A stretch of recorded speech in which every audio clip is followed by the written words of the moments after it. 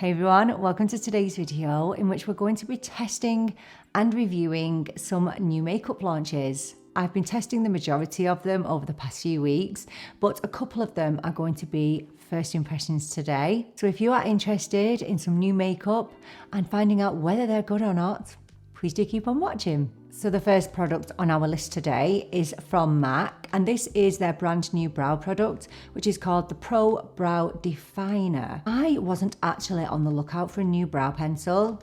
Well, I wasn't until I found out that they have discontinued my holy grail brow pencil, and that's the Huda. I'm so devastated. I've not seen any official confirmation. However, you can't get it anywhere, it's gone. And Huda did say recently that she was discontinuing a load of her line. So now this is a first impression. I have had a look at it. I think the ultra precise tip looks amazing. So it's just a normal pencil with a spoolie on one end, and then on this end it has the very fine tip. When I saw the girl in MAC, she did say only dispense as much product as what you need because it will snap otherwise. I've not done any makeup yet. So this claims to be smudge and waterproof. It comes in 8 shades and it promises 24 hours of wear. It has a 1mm tip. So that's good because I need to be able to do fine hair strokes. So I have this in the shade Spiked, which is the darkest color. I usually go for Stud, but the girl at the MAC counter convinced me to get Spiked. So I'll just go in and do some hair strokes.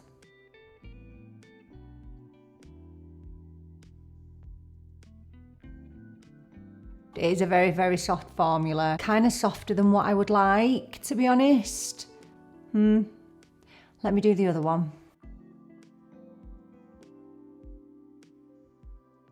First impressions, it gives a very natural looking brow. It's quite similar to a lot of brow pencils that I have used recently. This is only a first impression. I'll be interested now to see how long it actually lasts.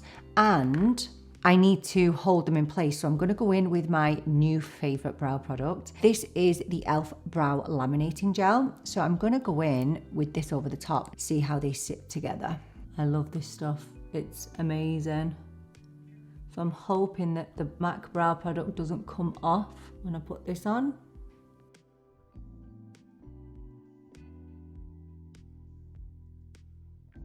Do you know what? It actually stayed on fine when I went over it with the laminating gel. It's a decent enough pencil, honestly. Nothing too innovative. This does feel very sturdy actually for such a fine tip. However, it doesn't give me crisp strokes. This is great for giving a very natural, fluffed up brow. I do like it. And I think I forgot to mention the price. It was €28. That's a lot for a brow pencil, because they don't really last very long. I'm interested now to see how it lasts during the day. Does it fade? Will it sweat off a little bit? I will pin in the comments how it performs for the rest of the day.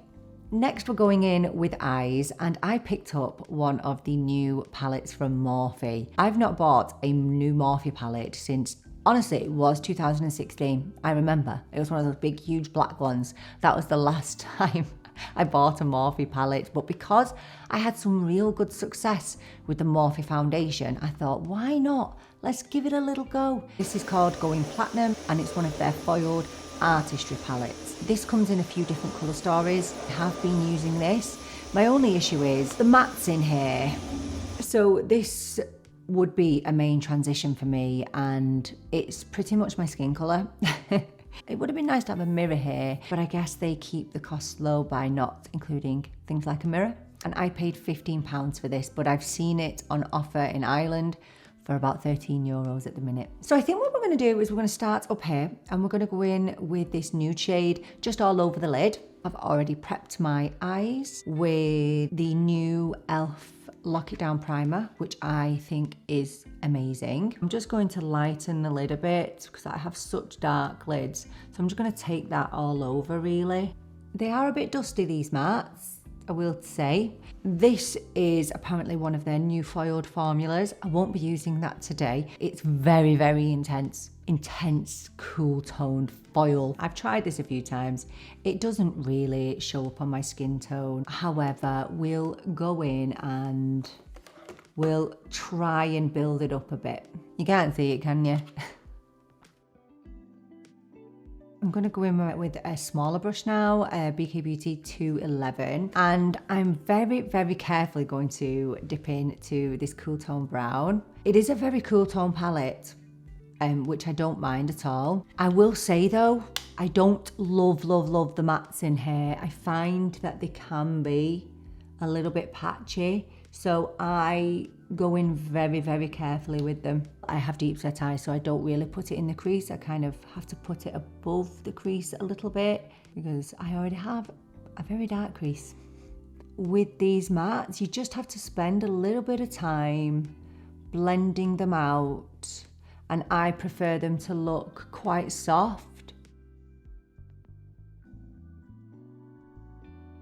So next I am going to go in with this shade here, and it is absolutely gorgeous. This is probably my favorite. It appears to be quite duochrome. It's really lovely. So I'm going to pick some up on my Zoeva flat shader brush. I'm just going to dip in and make sure I tap off, but I want this to be quite intense, so I am going to spray it. I'm just going to spray it with my Charlotte Tilbury setting spray. This is the first time I've gone in with a brush, but it actually does advise you to use a brush. Let's try it on the other eye, but with my finger. Kind of the same. Yeah, it probably is better with a brush actually. Okay, and I'm just brightening up the inner corner with this shade and this shade. Just be aware that these shimmers, these foils, they are a little bit chunky. You are going to get fallout. You're going to get quite a bit that's gathered on the brush. You can actually build this up as much as you want really. You can go in really smoky. You can go in with that deepest shade in the pan and really smoke it out if that's what you want to do.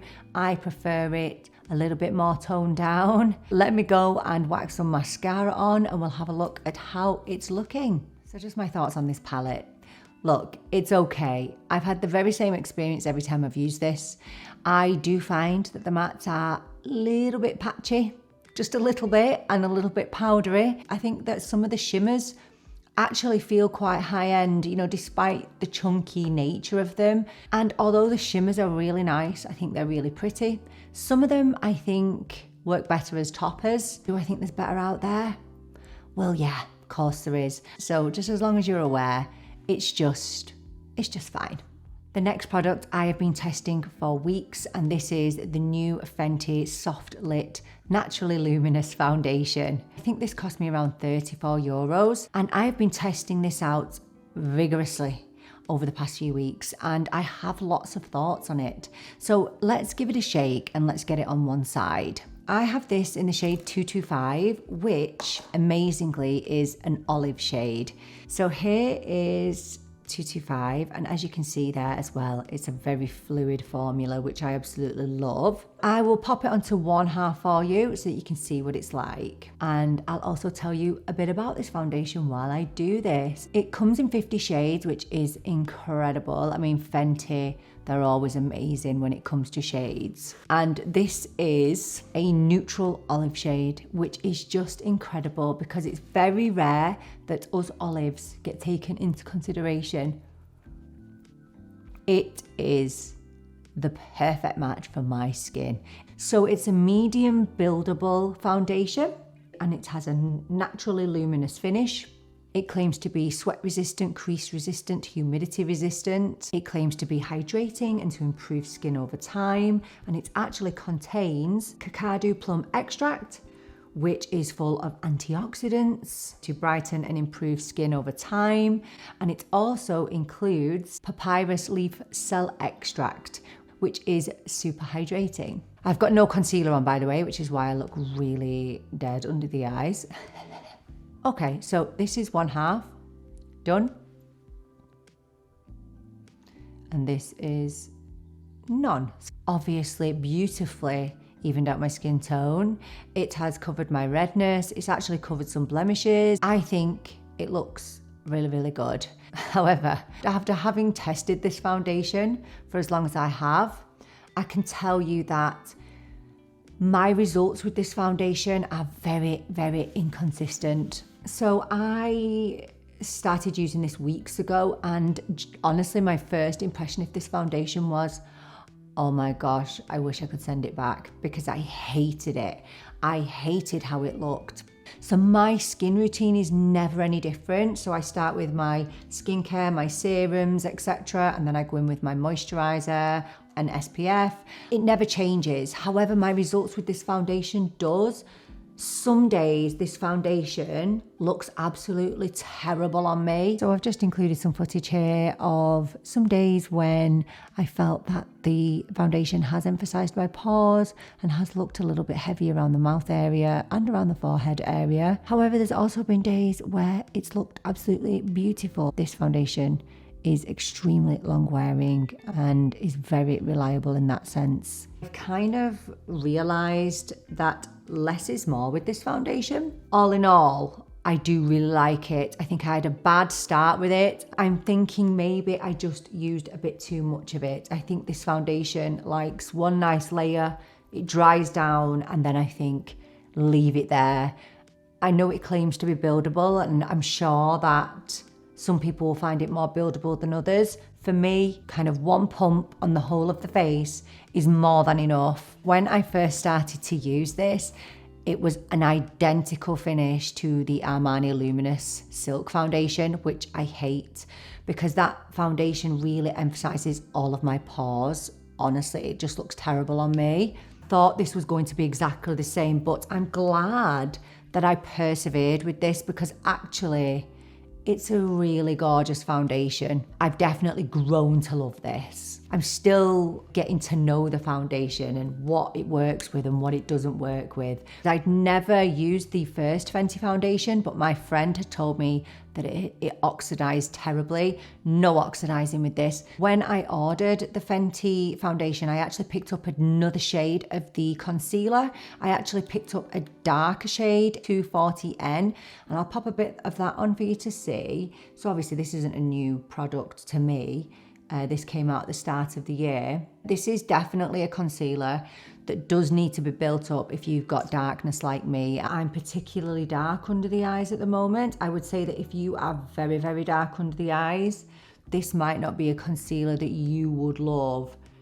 It's very lightweight. If I need more coverage, I definitely need to add more. You know, if you've been here before, you'll know I don't usually add this much concealer. All in all, the foundation, really nice. I do feel like some days it can look heavy around the pores and around here, around the mouth area. But for the most part, it's a really nice foundation and I've been reaching for it a lot, which means that my love is growing for it. But it's definitely been a grower. It wasn't a love straight away.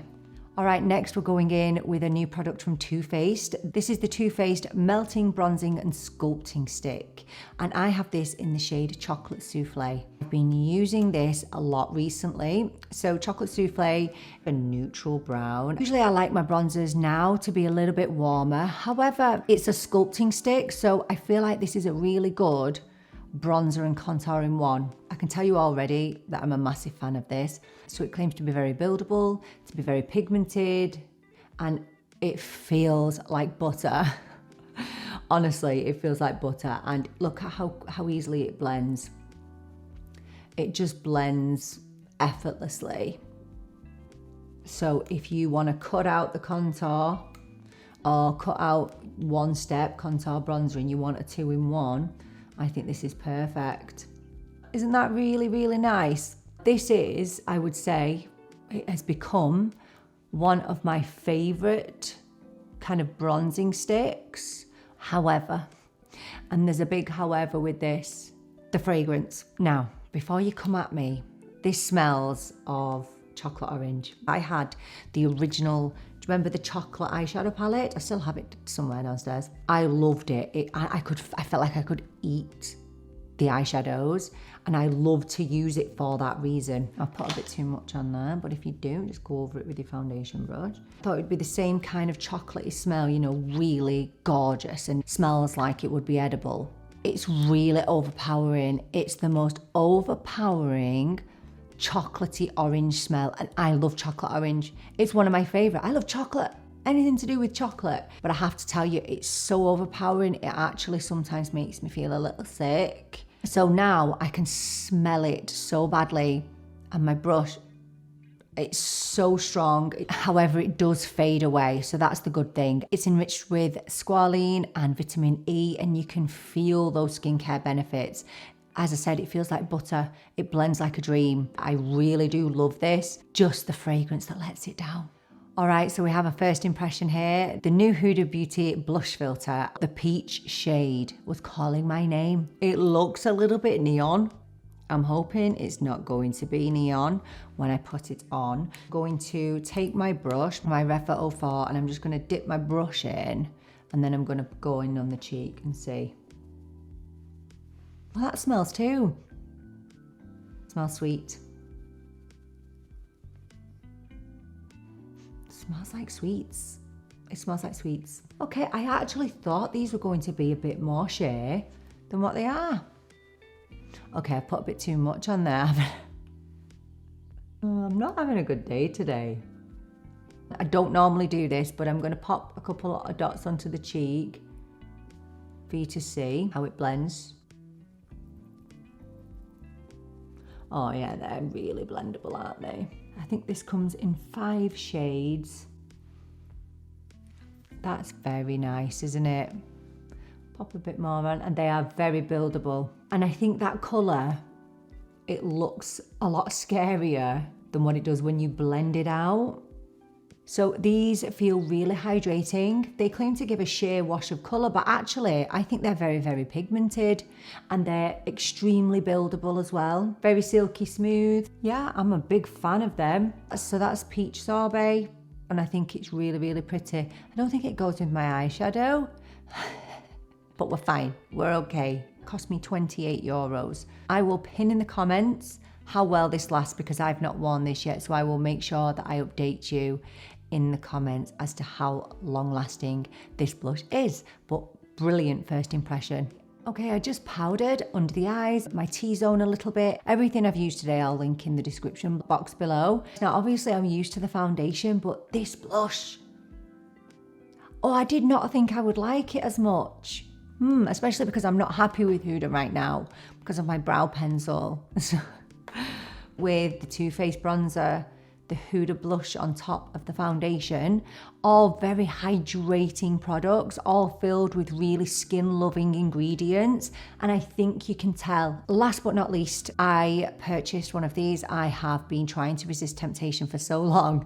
These are the YSL Loveshine Lipsticks. I'm sure you've seen them all over social media. These are a medium buildable lipstick. So they claim to give up to 24 hours of hydration. I mean, they don't last that long.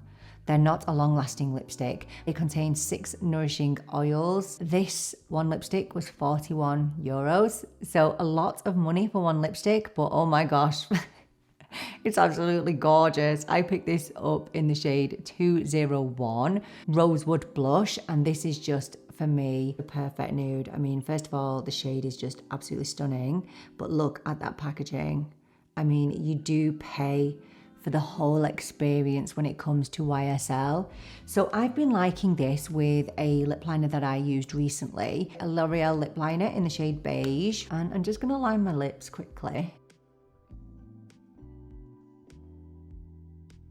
Again, this is the shade 201. They smell quite watermelony.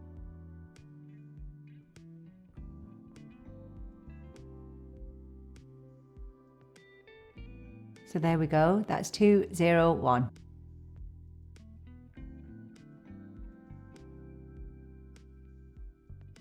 I mean, these are a splurgy item. They're very expensive. They actually remind me of these Dior High Shine lipsticks. They're very, very similar. If I was to pick between the two, The Dior give more pigment, more payoff, but actually the quality in the YSL is next level. It feels like heaven on your lips. And I wanted to pick a lipstick that had high shine, but that wasn't sticky. I mean, it just feels like a beautiful, nourishing balm. That's how it feels on the lips. It's not going to be a lipstick that's going to last for hours and hours and hours. However, I think that they're going to be perfect for the summer. You're getting quality, you're getting comfort, and it does look really pretty. Probably one of my favorites of today. And I've just included some footage here of the end of this day when I've had this on for just over 8 hours. The MAC brow pencil hasn't faded. The blush I did not top up at all. Definitely doesn't look sparkly or shiny. And 8 hours in, the foundation still looks really, really good. I have obviously topped up the lipstick, but this is just so hydrating on the lips. I couldn't recommend it enough if you're looking for a really comfortable high shine lipstick. So there we are, my review of these new makeup launches. I think that my big favourite is the lipstick, and I know €41 is a lot of money to be spending on one lipstick, but it's so nice. It really is. It feels gorgeous, it looks gorgeous. Oh, it really is a very premium lipstick, but you get what you pay for. It's really lovely. I actually think the foundation is really long wearing. It's very flattering on the skin. The shade range is amazing. When I put it on, it stays looking really nice all day. However, I do get those days where it does look heavy and where it does emphasize my pores, but I think, you know, we all have changing skin. Skin can look great one day and not great the other. 9 times out of 10, it looks gorgeous, and it really is very long wearing. And if you like hydrated looking skin, you're gonna love this. The blush was an unexpected surprise for me today. I didn't think I'd love it as much as I do. Now, it does claim to have a shimmery and pigmented finish. I don't get a ton of shimmer, so just be aware of that.